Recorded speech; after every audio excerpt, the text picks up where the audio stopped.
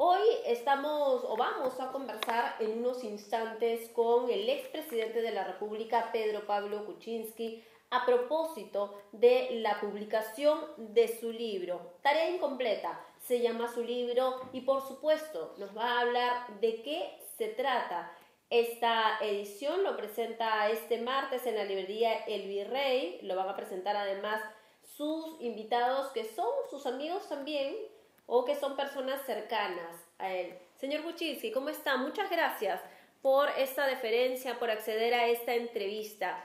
¿De qué se trata Tarea Incompleta? ¿Qué es Tarea Incompleta para usted? Bueno, es tarea incompleta porque obviamente cuando yo me metí a la carrera presidencial era para hacer cosas por el Perú y lamentablemente fue una tarea truncada porque a menos de 2 años la oposición me obligó a renunciar.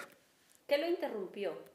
Es decir, sabemos todos que fue su renuncia, pero ¿qué hubo detrás?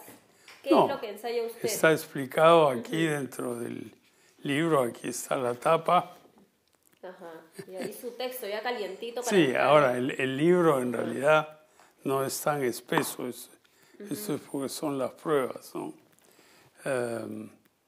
¿Qué pasó? Bueno, yo creo que todo el mundo lo sabe.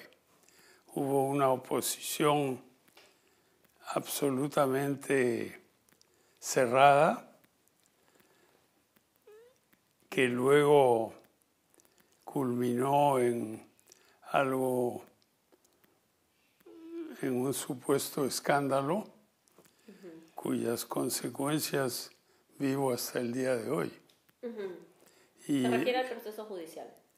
es un proceso que todavía no ha entrado a los tribunales, es una acusación fiscal manufacturada por Odebrecht con la ayuda de la señora Keiko y Vizcarra. Y la tesis de ellos es que yo como ministro hace más de 20 años atrás supuestamente ayudé a Odebrecht a ganar una licitación de la Interoceánica Sur. Todo eso es una monstruosa mentira. ¿No era asesor usted de las empresas? No. ¿Pero no era accionista de una empresa que asesoraba a Odebrecht también? No. Yo tenía una empresa en Miami que estaba sin actividad y un ex socio mío utilizó esa empresa para firmar él su contrato de asesoría al banco de crédito, que a su vez asesoró a Odebrecht. Absolutamente legal. Obviamente no, si yo hubiera visto esos papeles, pues no, nunca los hubiera firmado, nunca los firmé, los vi años después. En fin, eso es lo que pasó. Claro, pero usted narra en el libro esos detalles justamente. Narro con suficiente información para que el lector pueda él mismo o ella misma formar su opinión. Ahora, hay una investigación fiscal definitivamente sobre el caso Odebrecht, sobre este tema, pero claro, la hipótesis fiscal es las reuniones que usted tuvo como ministro de Economía y posteriormente como presidente del Consejo de Ministros con su ex socio Gerardo Sepúlveda y con los representantes de Odebrecht, a quien, dicho sea de paso, según la tesis fiscal, que es lo que dice el expediente, también se nos presenta en su momento a Alejandro Toledo, ¿no? Ya, aclaremos un poco. Han pasado 6 años desde que empezó esta investigación. No hay un solo testigo que corrobore esa tesis, ni uno. y hay varios testigos más que la Fiscalía no ha querido escuchar, no ha querido escuchar las pericias que hemos ofrecido. O sea, esto es una grosera acusación. Yo entiendo el deseo de erradicar la corrupción. Yo entiendo perfectamente la lucha contra la corrupción, pero yo no soy parte de esa corrupción.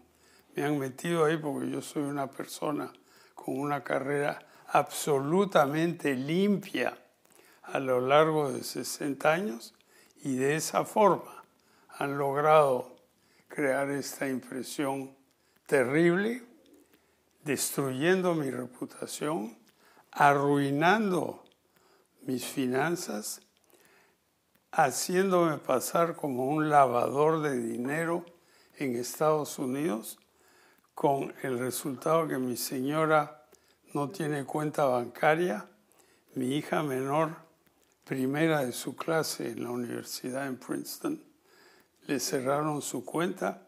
Es un grosero abuso,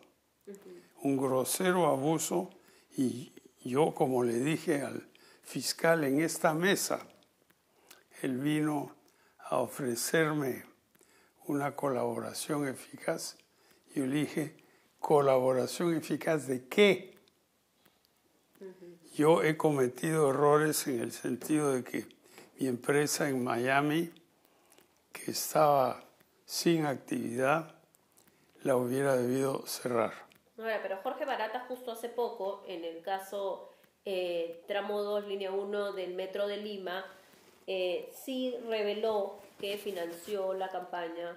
Bueno, no solo lo mencionó usted, mencionó a Alan García, mencionó la no revocatoria de Susana Villarán, mencionó a Ollantumala y también mencionó la campaña de Keiko Fujimori y de Pedro Pablo Kuczynski. También lo dijo Mire, el señor Jorge Barata tiene credibilidad 0,000.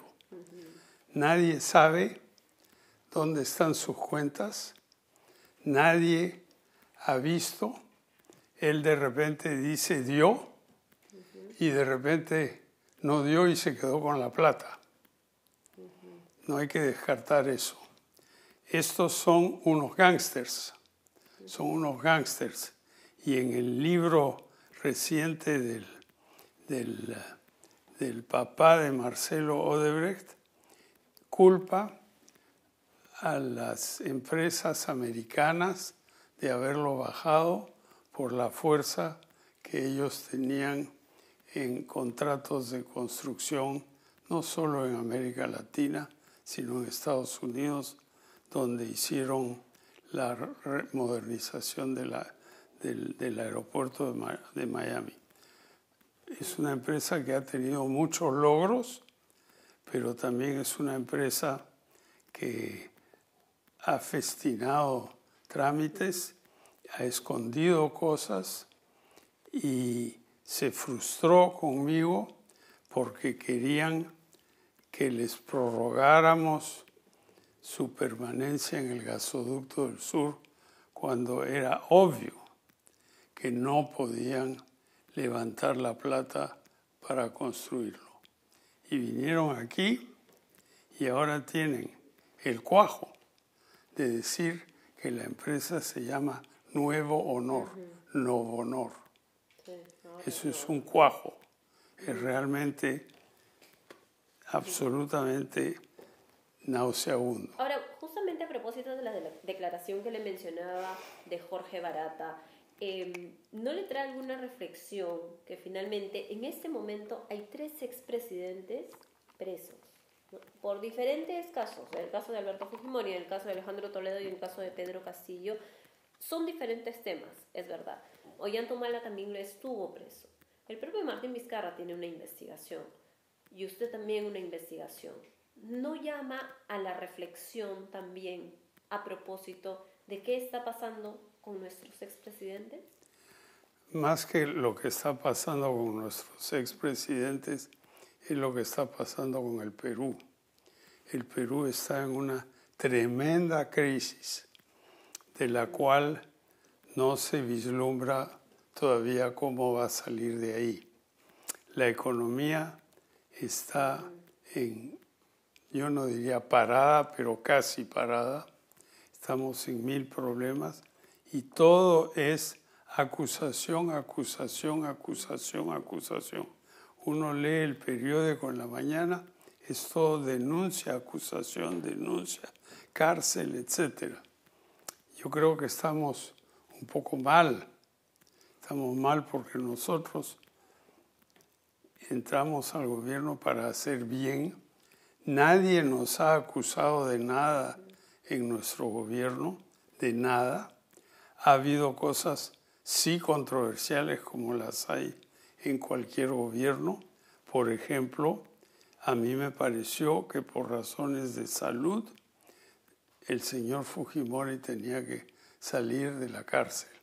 Y lo saqué de la cárcel. Y me costó un montón de trabajo. Y lo anuncié mucho antes. Durante la campaña dije que lo iba a hacer. Y después, como eso coincidió más o menos con el intento de vacarme y el hecho de que Kenji Fujimori y sus aliados en el Congreso votaran a mi favor, se construyó toda una... ¿Pero usted no le prometió a Kenji Fujimori que iba a liberar a su padre? Yo le dije que lo voy a liberar, pero no le dije cuándo ni cómo. Y al final lo hice antes de que viniera el Papa. Hubiera debido esperar a que haya venido el Papa. Un error mío, sin duda. Pero Fujimori ha estado preso desde el año 2005. Ha sufrido todo tipo de procesos, yo no digo si justos o injustos, pero ha pasado por ahí y hasta el día de hoy no hay una prueba de que él gatilló una ejecución de alguien. Eso está en discusión. Hay una sentencia, ¿no? Hay una sentencia, pero también hay una sentencia del Tribunal Constitucional que convalida su excarcelación. Una sentencia absolutamente contundente. Pero un fallo del Poder Judicial también que invalida el indulto. Bueno, pero es que aquí pues, aquí no hay autoridad.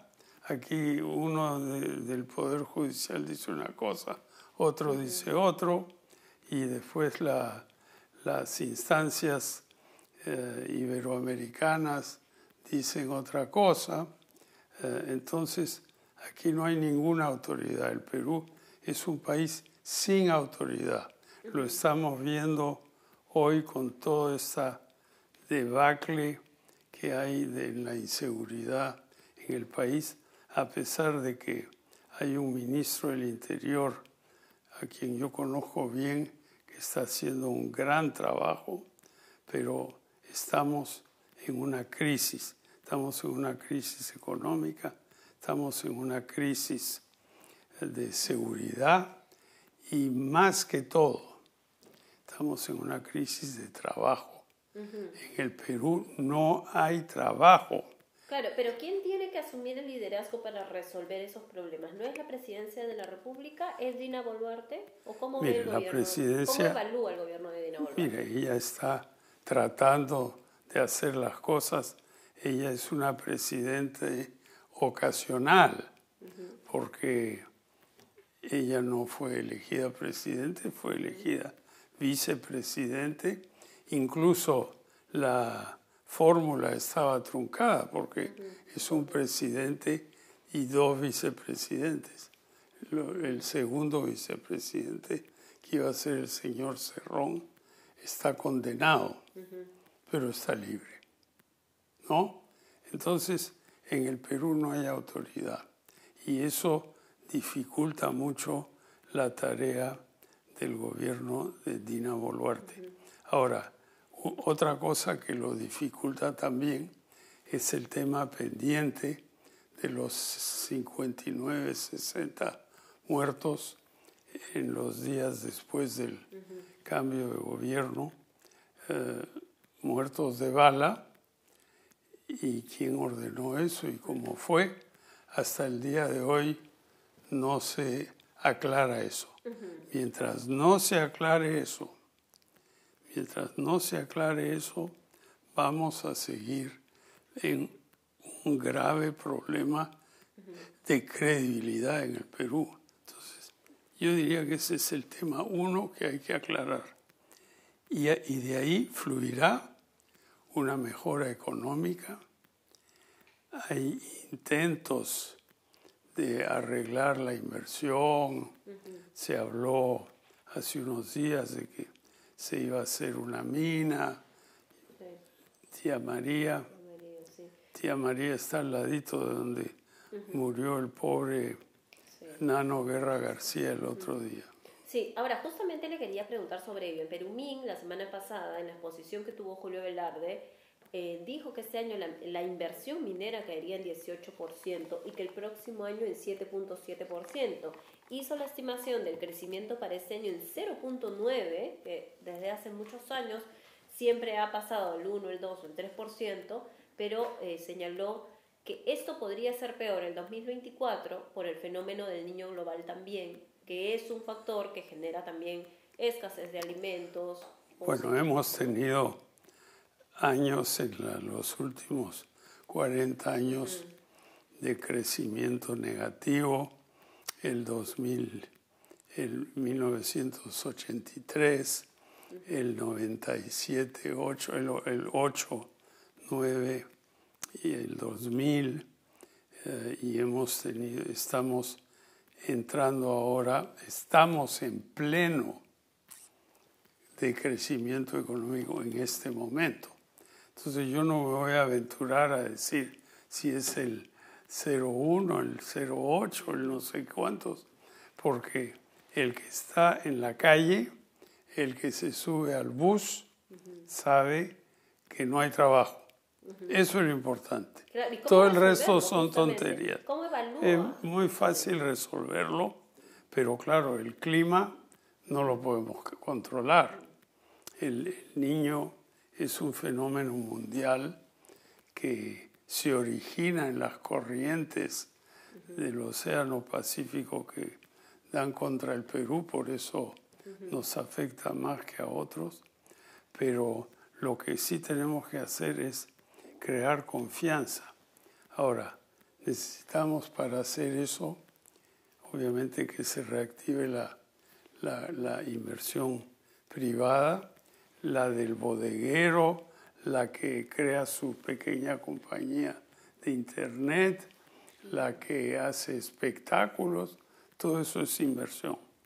Pero como la inversión no va a venir solita, el Estado debe activar la inversión y eso se activa sin hacer grandes imaginaciones cerebrales.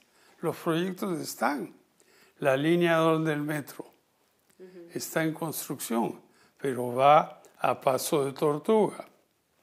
Eso no es la culpa del contratista, es la culpa de toda la organización estatal que no le asigna los terrenos. Pero a ello se suma también que un gran porcentaje de jóvenes quiere irse del país. Bueno, porque estamos mal. Esto pasó cuando yo llegué al gobierno en el 2001, la gente se estaba yendo. Las encuestas de apoyo en ese momento decían que el 65% de los jóvenes universitarios se querían ir del Perú. Eso fue hace 24 años. Y ahora estamos en lo mismo. Entonces, ¿cómo vamos a recrear confianza? Primero, tenemos que tener un pacto entre los peruanos que vamos a aclarar las cosas no aclaradas. Los 59 muertos, los policías que han sido matados, en fin, una serie de cosas que están ahí sin resolver. Segundo, tenemos que mostrar actividad. la línea 2 del metro, Chavimochic 3.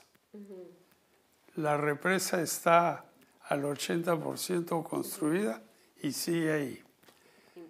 Majes Siguas, yo dejé la tuneladora en diciembre del 17, o sea, hace 6 años, está la tuneladora ahí y no se ha movido 1 milímetro.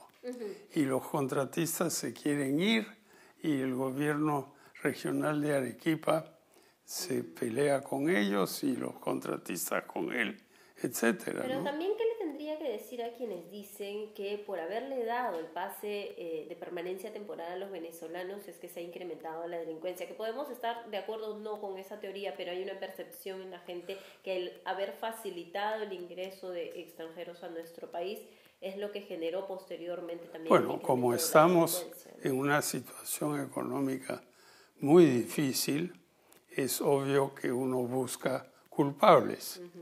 Ahora, nosotros dejamos entrar a varios centenares de miles de venezolanos, pero todos pasaron por un control policial y todo. Después, la cosa ha ido creciendo a raíz de la increíble expansión que está ocurriendo en América Latina de los carteles y los sindicatos de droga. Eso es una expansión silenciosa, en realidad no tan silenciosa, se ve en las cifras del crimen, y Ecuador, que estaba fuera de ese círculo, ahora está absorbido por eso. Y se están acercando al Perú con el tren de Aragua y otras cosas terribles así. Entonces, sí, yo dejé que la libertad en América Latina se reflejara en que los venezolanos absolutamente oprimidos pudieran salir, y vinieron aquí muchos, pero no vinieron los criminales del tren de Aragua. Eso es mucho después. Ahora, ¿qué hay que hacer? América Latina, acabo de terminar un libro que no es este, es otro por ahí, que dice que América Latina es el vecino que se perdió, porque América Latina está mal.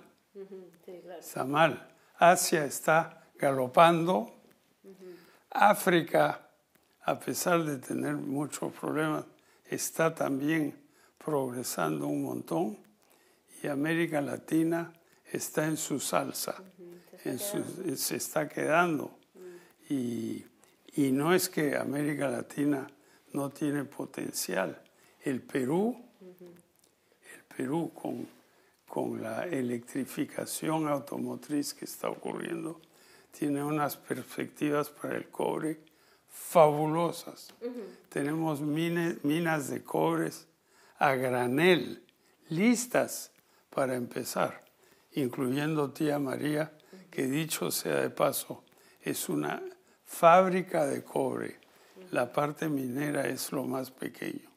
Pero ¿no? hay un conflicto social ahí necesario de resolver también, ¿no? El conflicto social es un conflicto en gran parte manufacturado. Yo he estado muchas veces en Cocachacra, he hablado con la gente en el pequeño campo de fútbol que tienen ahí y le decía a las señoras ahí, ¿por qué estás aquí? No, porque me han pagado para venir aquí. Entonces eso es una cosa absolutamente organizada. Señor Kuczynski, y finalmente, y a propósito, además de la publicación de su libro Tarea Incompleta, donde hace o donde recopila sus memorias, ¿cómo quiere ser usted recordado? ¿Cómo quiere trascender en la historia del Perú? Bueno, a mí no me interesa cómo voy a quedar yo en la historia. A mí me interesa cómo va a quedar el Perú. Y el Perú tuvo una gran oportunidad y creo que la puede tener en el futuro para salir adelante y ser un país moderno. Entonces, la primera cosa es obviamente la seguridad. El agua. Todavía con esta pequeña crisis del agua que hay en Lima en este momento, vemos que mucha gente no tiene agua, ¿no? Entonces, ¿cómo es posible que en el siglo XXI aquí nos rajemos las vestiduras, la anemia? Eso viene del agua sucia. Los chicos tienen diarrea. Entonces, yo vengo de una familia de médicos de salud pública. Mi hija menor está haciendo su doctorado en salud pública. Yo creo en el bien público. Creo en la inversión privada, pero creo en el bien público. Si el gobierno no se concentra en eso, no salimos adelante. Finalmente, ¿podemos salir? Sí, pero tenemos que hacer unas cuantas cosas. Y el menú está ahí. Chavimochic, listo para reemprender. Majesiwas, listo. La línea 2, el aeropuerto. El aeropuerto hasta el día de hoy no hay un plan para la carretera de acceso al aeropuerto. Entonces, ¿qué aeropuerto es ese donde todo está perfecto, pero uno no puede llegar?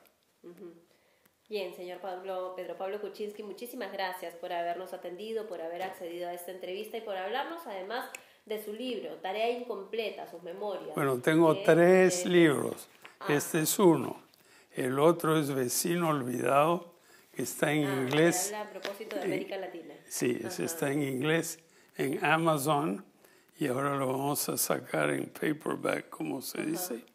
Y tengo uno tercero en el cual estoy trabajando, que se llama Los Grandes Proyectos, que son los proyectos que el Perú tiene que hacer para salir adelante, inspirado por una conversación que tuve antes de que se muriera a los casi 100 años, Alfonso Rizopatrón, que fue un gran ministro de fomento de Prado y creó el plan Peruvía, que lo tengo por ahí. Claro, hay un montón de papeles aquí. Muchísimas gracias, señor Pedro Pablo Kuczynski, por habernos atendido. Saludos a los oyentes del 2. Muchas gracias.